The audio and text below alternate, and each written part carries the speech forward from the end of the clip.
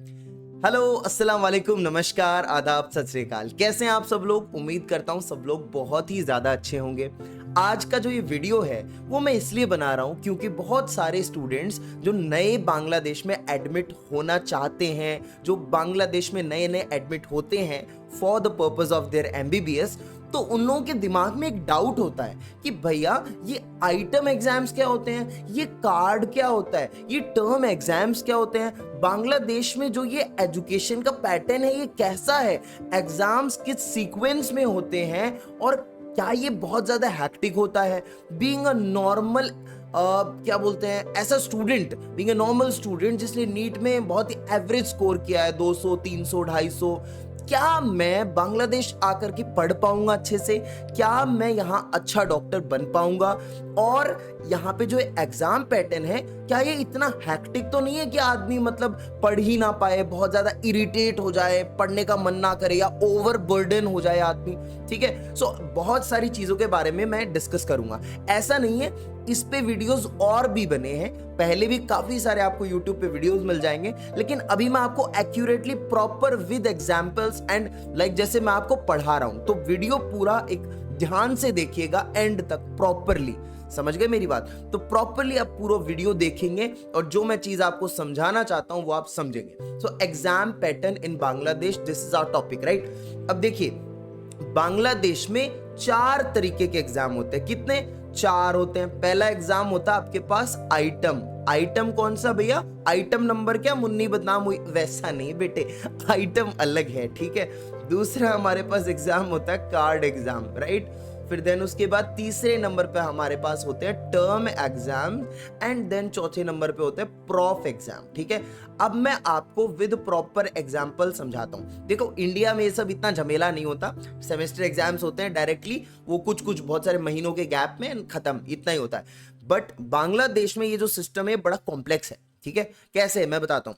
For example, जब आप यहां पे नए नए आते हैं, आप सबसे पहले होते हैं प्रॉफ 1 में, है ना। फर्स्ट ईयर सेकेंड ईयर मिला के होता है प्रॉफ 1। ये जो प्रॉफ 1 है ना आपका बेटा, इसमें 3 सब्जेक्ट्स होते हैं। कौन कौन से 3 सब्जेक्ट? एनाटॉमी, ठीक है, और एक होता है आपका फिजियोलॉजी, ठीक है, और एक होता है बायोकेमिस्ट्री, है ना। ये जो तीनों सब्जेक्ट्स हैं, इन तीनों सब्जेक्ट्स को आपको प्रॉफ 1 में पढ़ना होता है, ठीक है। अब अगर मैं स्पेसिफिकली एक सब्जेक्ट उठाता हूं इनसे, कौन सा उठाएं? चलो एनाटॉमी पहले लिखा है तो ये उठा लेते हैं, ठीक है। अब अगर मैं एनाटॉमी की बात करूं ना बेटा, तो एनाटॉमी के अंदर, सॉरी बेटा बोल रहा हूं, मेरे को है ना पढ़ाते पढ़ाते आदत पड़ चुकी है, तो पेरेंट्स भी देख रहे हैं तो बुरा ना माने। तो अब मैं थोड़ा कॉमन तरीके से बोलता हूं, एनाटॉमी ले लेते हैं यार हम। तो एनाटॉमी जो है, एनाटॉमी के अंदर आपका बहुत सारा सिलेबस होता है, उसमें अलग अलग पार्ट्स होते हैं, हिस्टोलॉजी, एम्ब्रियोलॉजी, है ना, बाकी ग्रॉस एनाटॉमी है, जनरल एनाटॉमी, बहुत सारा पार्ट है। सो अब हम क्या करते हैं, इसमें से जो ग्रॉस एनाटॉमी है इसकी पहली यूनिट उठा लेते हैं। यहाँ पे यूनिट है एक थोरेक्स, ठीक है। थोरेक्स मतलब अपना ये वाला हिस्सा पढ़ते हैं हम, ठीक है। इसमें क्या क्या आता है, इसमें देखो क्या क्या चैप्टर्स होते हैं थोरेक्स में, हम लिस्ट में डालेंगे। थोरेक्स में होते हैं हमारे, सबसे पहले हम देख लेते हैं क्या प्रेजेंट होता है। हार्ट, बच्चों को पता होगा जो बच्चे देख रहे हैं। एक हो गया टॉपिक हमारा लंग्स, ठीक है। एक हो गया हमारा टॉपिक बोन में आ गया स्टर्नम, ठीक है। एक हमारा टॉपिक हो गया यहाँ पे डायफ्राम, भी इधर ही पढ़ लेते हैं, ठीक है। डायफ्राम पढ़ लिया हमने। फिर यहाँ पे हमारा एक टॉपिक आ जाता है ट्रैकिया, ठीक है, ट्रैकिया सांस नली, ठीक है। तो ट्रैकिया आ जाता है हमारा, एंड देन ट्रैकिया के बाद हमारा और टॉपिक आता है थोरेक्स के अंदर, हम और पढ़ लेते हैं रिब्स वगैरह, ठीक है। तो ये एग्जाम्पल के लिए इतना काफी है, ठीक है। सो ये हमारे कुछ चैप्टर्स हैं थोरेक्स के, ठीक है। अब नॉर्मली आपको बांग्लादेश में क्या करना है, आप जब यहां आए, आने के बाद आपको टीचर पहले हार्ट पढ़ाएगा, ठीक है। और हार्ट क्योंकि बहुत बड़ा टॉपिक है तो वो इसको 2 पार्ट में करके पढ़ा देगा, ठीक है। तो अब वो क्या करेगा, हार्ट पढ़ाने के बाद आपको बोलेगा बेटा अगले दिन इसका क्या है, आइटम है, तो तुम्हें पढ़ के आना है। तो तुम क्या करोगे, घर पे जाओगे, बुक खोलोगे अच्छे से, टीचर ने जो पढ़ाया और खुद से और सीनियर की हेल्प से सारा कंटेंट एक जगह इकट्ठा करके आपने हार्ट अच्छे से पढ़ा। अगले दिन आप गए, आपका हार्ट का होगा आइटम, समझ गए। ये हर एक टॉपिक का, हर एक चैप्टर का इंडिविजुअल एक आइटम एग्जाम होगा। और आइटम एग्जाम क्या होता है, वाइवा या रिटन? ज्यादातर ये होता है वाइवा, जो डेली बेसिस पे होता है बांग्लादेश में। बांग्लादेश में item exam almost daily basis पे होते हैं, ठीक है। तो आज आपने हर्ट पढ़ा, कल अगले दिन आपका क्या है, हर्ट का आइटम है, तो आप आइटम देंगे। अब आइटम में आपको 10 में से 6 नंबर यानी 60% मार्क्स आपको ऑब्टेन करने होंगे। अगर आपने इतना मार्क्स ऑब्टेन कर लिया, टीचर के हिसाब से आपने अप टू द मार्क पढ़ाई कर ली, ठीक है, आपको हर्ट आता है, अगर ऐसा टीचर को लगा, देन वो आपको 60% या उससे अबव मार्क्स देके आपका आइटम कर देगा क्लियर, कि भाई ये तेरा आइटम क्लियर हो गया। अगर भैया नहीं हुआ तो, अगर आइटम क्लियर नहीं हुआ तो तुम दोबारा दोगे, टीचर बोलेगा 2 दिन बाद फिर से हर्ट पढ़ के आना, फिर भी नहीं हुआ 2 दिन बाद फिर से हर्ट पढ़ के आना, समझ गए। तो इस तरीके से बांग्लादेश का एक ऐसा सिस्टम है जहां पे जब तक आपको सेटिस्फैक्टरी लेवल पर पूरा टॉपिक अच्छे से नहीं याद हो जाता, नहीं समझ आ जाता है ना, आपके कॉन्सेप्ट्स पूरा तरीके से क्लियर नहीं हो जाते, तब तक आपको बार बार उसका रिवाइज करके, रिवीजन करके बार बार टीचर के पास आना है और वाइवा फेस करना है। Teacher will ask you question and you have to answer from your side, right. So ये है आइटम्स। सो सपोज हमारा थोरेक्स है, इसके अंदर कुल मिला के 12 आइटम होने, ठीक है। तो जैसे ही शेड्यूल टाइम के अंदर ये सारे आइटम आप दे दोगे, पूरा पढ़ लोगे अच्छे से प्रॉपरली, और आपके सारे आइटम क्लियर हो जाएंगे, तब आपका महीने 1.5 महीने बाद, जैसे ही आपका एक यूनिट है ना थोरेक्स, ये थोरेक्स एक यूनिट जैसे आपका खत्म होगा, तो खत्म होने के बाद आपका होगा कार्ड एग्जाम। मतलब उस कार्ड एग्जाम में क्या आएगा, उस कार्ड एग्जाम में पूरा थोरेक्स आएगा, समझ गए। और उस कार्ड एग्जाम में आप तब बैठ पाएंगे जब आपके सारे आइटम क्या होंगे बेटा, क्लियर होंगे। जब सारे आइटम क्लियर होंगे तब आप कार्ड एग्जाम में बैठने के लिए एलिजिबल होंगे। और कार्ड एग्जाम में क्या आएगा, पूरा थोरेक्स आएगा। तो आपने क्या किया, एक बार थोरेक्स पढ़ा आइटम के टाइम पे, अब आप दोबारा थोरेक्स पढ़ोगे पूरा एक साथ कार्ड देने के लिए। अब जो कार्ड एग्जाम होता है ये थोड़ा सा बड़ा एग्जाम होता है। कार्ड एग्जाम के अंदर आपका रिटन एग्जाम भी होगा, ठीक है, और वाइवा भी होगा, सारे प्रैक्टिकल्स भी होंगे, रेडियोलॉजी, हिस्टोलॉजी का प्रैक्टिकल है ना, सरफेस एनाटमी, सारी चीजें, ओके। तो वो रिटन और वाइवा दोनों होगा, दोनों की फॉर्म में। सो आपको फिर से थोरेक्स पूरा पढ़ना है। आपने आइटम सारे क्लियर कर लिया, आपने कार्ड दिया, अब कार्ड में आपको रिटन और वाइवा दोनों के अंदर मिला के, वाइवा के अंदर अलग, रिटन में अलग, यहां भी 60% मार्क्स लाने हैं, यहां भी 60% मार्क्स लाने हैं। इंडिया में 50% होता है शायद क्राइटेरिया, यहां पे 60% मार्क्स से अबव लेके आने हैं आपको, तब जाके आपका क्या होगा, कार्ड एग्जाम क्या हो जाएगा, पास हो जाएगा, ठीक है। आई होप आपको दिख रहा होगा, कार्ड एग्जाम क्या हो जाएगा, पास हो जाएगा।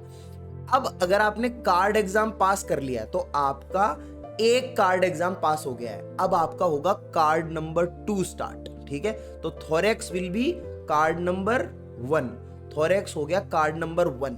अब कार्ड नंबर 2 होगा, एग्जाम्पल कार्ड नंबर 2 नॉर्मली होता है सुपीरियर एक्सट्रीमिटी का, यानी अपर लिम्ब का। अब इसके अंदर भी मान लो आपके 15 आइटम आते हैं सपोज, ठीक है। तो ये 15 के 15 आइटम क्लियर करके, सेम प्रोसेस पास करके सारे आइटम्स, एंड देन उसके बाद आपको कार्ड 2 जो 1-1.5 महीने बाद ये सुपीरियर एक्सट्रीमिटी कंप्लीट होने के बाद, सारे आइटम क्लियर करने के बाद आपका कार्ड 2 होगा। अब ये जो कार्ड 1 एंड कार्ड 2 है, अगर आपने ये दोनों कार्ड्स पास कर लिए हैं, कार्ड 1 और कार्ड 2, अगर आपने ये दोनों, ये भी पास कर लिया है और ये भी पास कर लिया है, तब आप एलिजिबल होंगे एक एग्जाम के लिए जिसका नाम है टर्म। अब टर्म में क्या आएगा, अब इस टर्म के अंदर ये कार्ड 1 और कार्ड 2 दोनों का सिलेबस आएगा, यानी थोरेक्स आएगा और सुपीरियर एक्सट्रीमिटी आएगा। अब आप देख रहे हैं, आपने थोरेक्स एक बार पढ़ लिया है, अब आप थोरेक्स दोबारा पढ़ेंगे, समझो, पहला आइटम के टाइम पे पढ़ा, फिर उसके बाद कार्ड में पढ़ा, फिर उसके बाद टर्म दे रहे हो, फिर से थोरेक्स पढ़ना है। और अगर कहीं पे बीच में अगर मान लो आपका कार्ड पास नहीं हो पाया, कार्ड की सप्लीमेंट्री दो, फिर से थोरेक्स पढ़ो, तो टर्म तक आते आते आपने थोरेक्स कई बार पढ़ लिया है, आपको ज्यादातर चीजें आ गई हैं, समझ में आ गया, याद हो गया, आपको बस रिवाइज करना है। ऐसे ही सुपीरियर एक्सट्रीमिटी, तो ऐसा करके आपने टर्म दिया। अब टर्म में भी क्या होगा, रिटन और वाइवा दोनों होंगे, रिटन वाइवा प्रैक्टिकल्स होंगे, और ये आपको इंडिविजुअली 60% मार्क्स लाके पास करना पड़ेगा। तो ऐसा करके अगर मैं ये सारी चीजें मिटा दूं, मैं आपको बताऊंगा कि प्रॉफ 1 के अंदर ऐसा करके प्रॉफ 1 के अंदर आपके कुल मिला के हर एक सब्जेक्ट के 3 सब्जेक्ट देखे थे ना हमने। कौन से 3 सब्जेक्ट? एक था एनाटॉमी, एक था फिजियोलॉजी, एक था बायोकेमिस्ट्री। और तीनों के अंदर एनाटॉमी की साल में 3 टर्म्स होंगी, फिजियोलॉजी की 3 टर्म्स होंगी, प्रॉफ 1 की बात कर रहे हैं, और बायोकेमिस्ट्री की भी 3 टर्म्स होंगी। क्या होंगी? 3 टर्म्स, 3 टर्म्स, 3 टर्म्स। इसका मतलब कुल मिला के आपने साल में 6, 7, 8, 9 कुल मिला के आपने 9 टर्म्स दिए। और जब आप ये 9 टर्म्स दे रहे हैं, उसमें से एटलीस्ट हर सब्जेक्ट में से 2-2 टर्म्स अगर आपकी पास हैं, इसमें भी 2, इसमें भी 2, इसमें भी 2, ठीक है, एटलीस्ट एक मिनिमम 2-2 टर्म्स एटलीस्ट आपकी पास हैं, तो आपको एलिजिबल कर दिया जाएगा प्रॉफ में। टर्म्स पास है और अटेंडेंस 75% से ऊपर है। अगर ये क्राइटेरियाज आपने मैच कर लिए तो आप बैठेंगे प्रॉफ एग्जाम में। फिर प्रॉफ में फिर से पूरा सिलेबस पढ़ना जो आपने शुरू से पढ़ते आए, ठीक है। तो सारे आइटम सब रिवाइज करना। भैया एक बात बताओ, ये टर्म्स अगर क्लियर नहीं हुई तो, अगर टर्म्स क्लियर नहीं हुई तो दोबारा से इसकी सप्लीमेंट्री एग्जाम होगी, आपको फिर से चांस दिया जाएगा कि आप कीजिए। तो ये जो पूरा सिस्टम है ये इस टाइप से चलता है ना। तो बांग्लादेश में आप अगर आ रहे हैं तो पॉइंट नंबर 1 तो मैं ये बोलूंगा कि पूरा ये दिमाग में सेट करके आना कि भाई मुझे पढ़ाई करनी है, क्योंकि आप देख रहे हैं ये सिस्टम ही ऐसा है जिसमें आपको बार बार रिवीजन कराया जा रहा है, पढ़ाया जा रहा है। आपको एक्चुअली बांग्लादेश का सिस्टम क्या क्वालिटीज आपके अंदर डालेगा, क्या आपको हार्ड वर्किंग बनाएगा, आप अपने काम में अच्छे से परिपक्व हो जाओ, आप हार्ड वर्किंग बनोगे, आप कंसिस्टेंट बनोगे कि यार करते रहना, कोई नहीं, अगर एक आइटम क्लियर नहीं हुआ दोबारा दूंगा, फिर जाऊंगा मैम के पास, फिर जाऊंगा, अगर कार्ड नहीं क्लियर हो okay I am giving supplementary, ये सब इंटरनल है, समझ गए। तो अगर आप मेहनत करोगे तो आपको यहां पे बांग्लादेश बहुत कुछ सिखाएगा। आपके अंदर ये जो क्वालिटीज है ना, हार्ड वर्किंग, कंसिस्टेंट होना, ये जो क्वालिटीज हैं, कॉन्फिडेंट होना, यहां पे कॉन्फिडेंस आता है। हम लोग इतने आइटम दे चुके हैं, इतने वाइवास फेस कर चुके हैं कि अब हमारे दिमाग में डर नहीं है। कल को अगर नौकरी के लिए इंटरव्यू में जाना है हमें ना, तो हमें डर नहीं लगेगा, समझ रहे हो, क्योंकि अबे यार क्या है, नॉर्मल कोई आइटम होगा। तो हम उतने इंटरव्यूज, उतने वाइवास दे चुके हैं। सो आपको हार्ड वर्किंग, कंसिस्टेंट और एक कॉन्फिडेंट आदमी बांग्लादेश का सिस्टम आपको बनाएगा, ये चीज है। और दिस इज द रीजन जिसकी वजह से बांग्लादेश का एफएमजी का पासिंग रेशियो सबसे अच्छा है, इसी कारण, बाकी और कोई रीजन नहीं है। समझ रहे हो मेरी बात को। और इससे भी सोने पे सुहागे वाली बात, हम क्या पढ़ते हैं, हम बुक्स भी वही पढ़ते हैं जो एक बच्चा इंडिया में पढ़ रहा होता है। इंडिया के अंदर जो लोग फॉरेंसिक मेडिसिन, मैं बोलता हूं जैसे right now I am in 3rd year, हमारा सब्जेक्ट है फॉरेंसिक मेडिसिन। मेरी कजिन है, she is studying in a government medical college and they are following doctor KS Narayan Reddy. It is a standard book for forensic medicine in India in so many places. इसके अलावा अपूर्वानंदी और भी books हैं। तो ये नॉर्मली स्टैंडर्ड बुक है forensic की। आपको पता है हम लोग कॉलेज में क्या पढ़ते हैं? डॉक्टर KS नारायण रेड्डी, अपूर्वानंदी, यही सब बुक्स का एक्सट्रैक्ट, यही सब बुक्स की थ्योरी हम पढ़ते हैं। और आप ये देखिए, जबकि कंट्री अलग है, बांग्लादेश एक अलग देश है और फॉरेंसिक मेडिसिन में सारा मेडिको लीगल काम आता है, ठीक है। जहां पे ये होता है ना कि section 157 IPC, Indian penal code, right.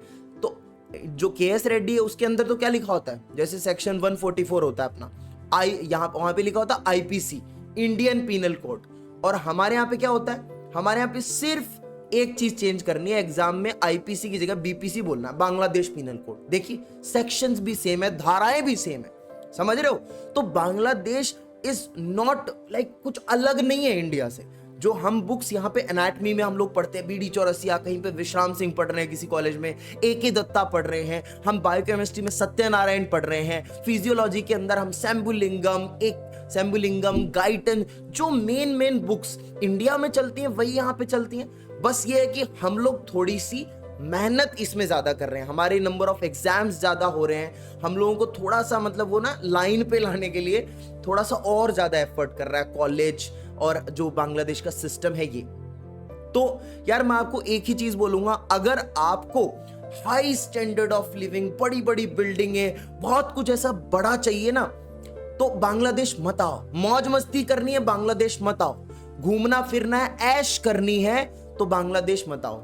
अगर आप बांग्लादेश आ रहे हो तो एक बात याद रखना, टाइम पे उठना, सोना, कॉलेज जाना मैंडेटरी है, पढ़ना, डेली पढ़ना मैंडेटरी है। आपको ये चीजें करनी ही पड़ेंगी। अगर आप देखिए बांग्लादेश में आपको इंस्टेंट पता लग जाएगा कि आप गलत रास्ते पे जा रहे हो। कैसे? आपने नहीं पढ़ा, आज आइटम का नहीं पढ़ा, कल आइटम पेंडिंग, फिर कल परसों वाले आइटम का नहीं पढ़ा, वो भी pending, pending pending pending, pile up हो गए। आप 7 दिन बाद ये देखोगे आपके 3 4 5 आइटम पेंडिंग हो गए। तो अब आप पे एक एक्स्ट्रा बर्डन पड़ेगा कि अरे यार मैं क्या कर रहा हूं, मेरे 5 आइटम पेंडिंग हो गए। समझ रहे हो? फिर देन अगले महीने कार्ड एग्जाम आ रहा होगा, कार्ड में एलिजिबिलिटी लिस्ट में नाम नहीं आया, वहां पे एक और तमाचा मिल गया कि भाई तू पढ़ नहीं रहा है, तेरे को पढ़ना पड़ेगा। समझ रहे हो मेरी बात? ये जो चीजें हैं ये बांग्लादेश को बाकी एमबीबीएस डेस्टिनेशन से अलग बनाती हैं। अब मैंने क्यों बांग्लादेश चूज किया था? इन्हीं रीजंस की वजह से। तो ये सारी चीजों के बारे में और भी वीडियोस बनाऊंगा जिसमें मैं बताऊंगा कि मैंने बांग्लादेश क्यों चूज किया। बहुत सारे टॉपिक्स हैं, बहुत सारे क्वेश्चंस हैं जो बच्चे मेरे से पूछते हैं कि भैया ये बताओ, वो बताओ, ऐसे वैसे, बहुत सारी चीजें। उन पे अलग अलग वीडियोस बनेंगे। लेकिन आई होप आपको मैं ये चीज क्लियर कर पाया हूं, मैं समझा पाया हूं कि बांग्लादेश का आखिरकार ये सिस्टम कैसा है, पढ़ाई वगैरह कैसी होती है। समझ गए? पढ़ना है, अच्छा डॉक्टर बनना है, कल को इंडिया में जाके लाइसेंस लेना है, एफएमजी क्रैक करना है, नीट पीजी क्रैक करना है, तो बांग्लादेश आओ। अगर ये नहीं करना तो मत आओ। समझ गए? बस मैं यही बोलूंगा। और यहां पे मैंने किसी को डिफेम नहीं किया। मैं ये नहीं बोल रहा हूं कि एक बंदा रशिया, चाइना या कजाकिस्तान जाके वो एफएमजी क्रैक नहीं कर सकता। लोग करते हैं, ओके। बट लाइक अगर हम बात करें कि 10 स्टूडेंट्स हैं ना, और 10 स्टूडेंट्स को हमने ना एक काम किया है, हमने कोई उन पे बार्स नहीं लगाए, हमने उनको कोई फोर्स नहीं किया कोई चीज करने के लिए। हमने उनको छोड़ दिया कि भाई तेरी मर्जी हो, कर जो तुझे करना वो कर, ठीक है। उनमें से 2%, 2 लोग, 10 में से 1-2 लोग ऐसे होंगे जो खुद से किताब खोलेंगे, पढ़ेंगे, बहुत मेहनत करेंगे। बाकी 8 लोग पड़े रहेंगे। तो आदमी को, ह्यूमंस को जनरली है ना, प्रेशर में काम करने की आदत होती है। तो अगर आप पे प्रेशर नहीं डाला जाएगा तो आप काम नहीं करोगे, आप पड़े रहोगे आराम से। अरे कौन पढ़ेगा यार? और जब पता, अरे यार कल आइटम है, अरे कार्ड देना, अरे टर्म देना, अरे यार मेरे टर्म क्लियर नहीं है, मैं प्रॉफ में कैसे बैठूंगा, मैं 6 महीने पीछे हो जाऊंगा, मुझे पढ़ना पड़ेगा। दिस इज द मोटिवेशन जो बच्चों को यहाँ पे पढ़वाती है। तो यहाँ पे अगर मान लो कि किसी दूसरी कोई XYZ कंट्री के अंदर 100 में से अगर 10 बच्चे सीरियसली पढ़ रहे हैं, तो बांग्लादेश में 100 में से 70 से 80 बच्चे सीरियसली पढ़ रहे हैं। And this is the reason जिसकी वजह से रिजल्ट अच्छा होता है। So that's it for this video. उम्मीद करता हूं आपको बहुत अच्छी जानकारी आपको इससे मिली होगी, आपके कुछ डाउट्स क्लियर हुए होंगे, ठीक है। सो मिलते हैं अगले वीडियो में with a new topic. Till then, अच्छा तो हम चलते हैं, फिर कब मिलोगे? अगले वीडियो में मिल जाएंगे भाई। और तब तक आपको क्या करना है, आप मुझे इंस्टाग्राम पे फॉलो कर सकते हो, मेरा चैनल सब्सक्राइब कर सकते हो, वीडियो अच्छा लगा तो उसको लाइक भी कर दो। और उसके अलावा मेरा टेलीग्राम चैनल है, उसका लिंक दिया हुआ है मैंने डिस्क्रिप्शन में भी, और कमेंट सेक्शन में मैंने पिन किया हुआ है। और फिर भी अगर आपके कोई डाउट्स बच जाएं, या फिर आपको मेरी एनाटमी, फिजियोलॉजी की और बांग्ला लैंग्वेज की क्लासेस ज्वाइन करनी है, तो फिर आप क्या करेंगे? मुझे तो सारे डाउट्स के लिए, सारी चीजों के लिए आप मुझे व्हाट्सएप पे एक मैसेज कर देंगे। मेरा नंबर है, वो कमेंट सेक्शन में पिन किया हुआ है और डिस्क्रिप्शन में मैंने डाला हुआ है, ठीक है। Okay, love you all.